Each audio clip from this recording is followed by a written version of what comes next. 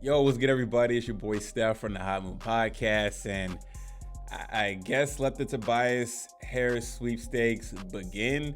I mean, earlier today, reports that his father, who owns some type of management company in conjunction with his son or whatever, was on a sports business podcast, saying that nobody uses my son to his capabilities. Based, I'm paraphrasing. I don't have time to go through the quote, but basically saying, my son is a bucket getter, and they don't use him. And when he got traded to the Sixers, they just put him in the corner.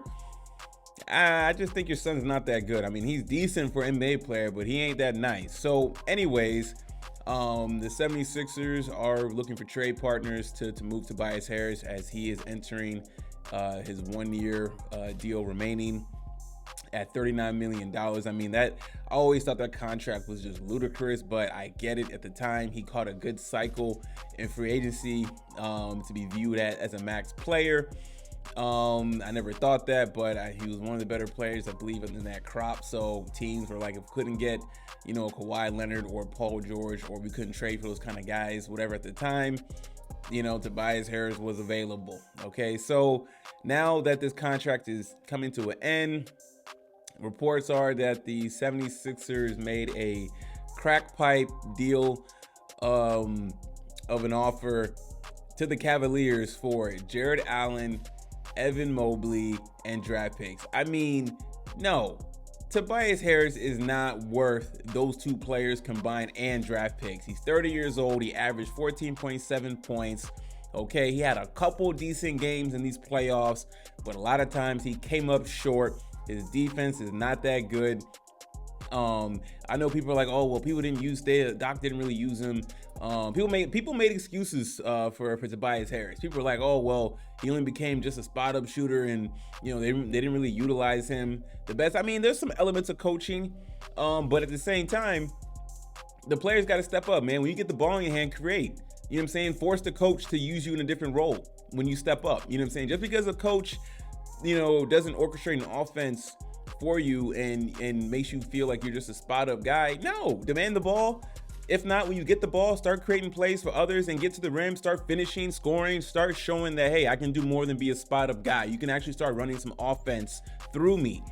You know what I'm saying? So I'm not going to put that all on the coaching. You know what I'm saying? If you're a max player, just don't relegate yourself to just sitting in the corner and shooting threes or whatever. You know what I'm saying? Even then, he couldn't do that well.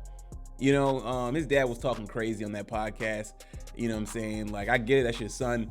You know what I'm saying? You want to hype him up and whatnot, and saying that the teams haven't been using him well and all this other stuff. Yeah, your son can score, but he's not that type of volume scorer. And yeah, the offense was also a product of your Tobias Harris's makeup. He's not that guy.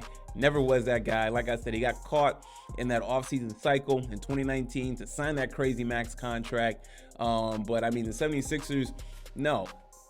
You're going to have to just keep him. I don't see a team giving up a whole lot. Otherwise, you got to add that asking price has to come down. I mean, Jarrett Allen averaged 14 points. Evan Mobley averaged 16 points. Tobias Harris averaged 14.7. You telling me that Tobias Harris is worth those two players combined and draft picks? 76 had been playing around unless they really think that his value is that great and he can really be part of a championship component to another team. I don't think so. That idea that potential trade that was floated out there was probably the stupidest trade out of all the trades that's happened. And I've mentioned about some head scratching trades. But this potential idea, I know the Cavaliers won't do that, but the fact that the 76ers floated it out there, this guy leaked, is embarrassing. Tobias Harris is not that kind of caliber player. It's just absurd. You know what I'm saying? It's almost, it would be business malpractice. It would be foolish for the Cavaliers to even make that. They're not going to do it, but if they did, absolutely terrible. You know what I'm saying? For $39 million, anyone has 1 year as if he's going to re-sign to stay with the Cavs. You know what I'm saying? Like, I don't see Tobias Harris ever get another max contract. Oh, God, no. No, not at all. That contract he got in 2019, that's the money. That's his peak money. Outside of that, I don't see him getting another $100 million contract or anything like that. Going forward, like, he'll be a role player, a bench player, rotational player, and that's it. But to be part of a starting five and contribute heavy, no, I didn't see it in Philadelphia, and I don't see it going forward with another team. He can contribute, but in terms of being a heavy contributor and being a strong third option, no way.